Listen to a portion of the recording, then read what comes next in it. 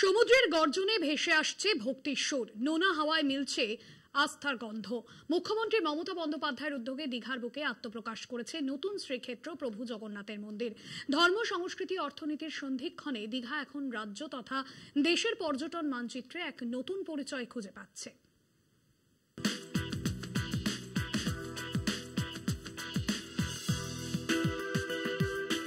জলছবি দীঘার বুকেই উঠে এসেছে এক আধ্যাত্মিক স্থাপত্যের সম্ভার, শ্রী জগন্নাথ মন্দির।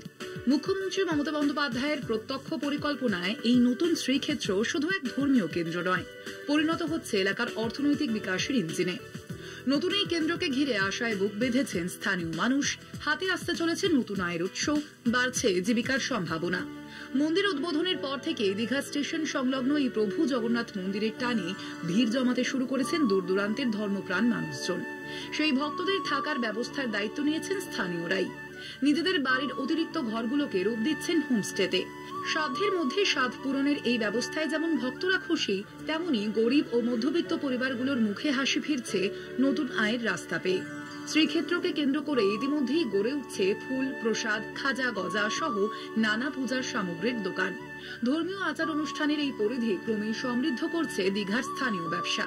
সবাই আসবে এখানে আর বাড়িতে থাকবেন। আর মন্দির যখন হলো জগন্নাথ, বলরাম, সুভদ্রা দেখার জন্য, আর আমরাও দেখব, আমরাও এটা হলো আমাদেরও শান্তি মনে উদ্যোগনা হয়েছে।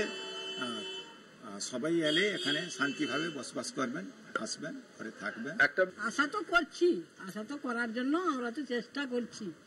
আর সরকারকেও ঘর আমরা দিয়েছি, আর হবে কি হবে আমরা জানবো কি করে।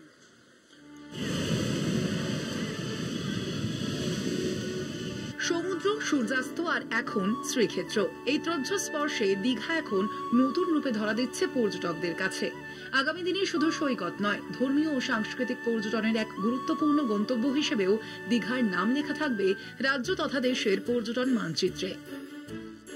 ধন্যবাদ জানাচ্ছেন তারা রাজ্য সরকার এবং তার সর্বময় কর্ত্রী মমতা বন্দ্যোপাধ্যায়কে।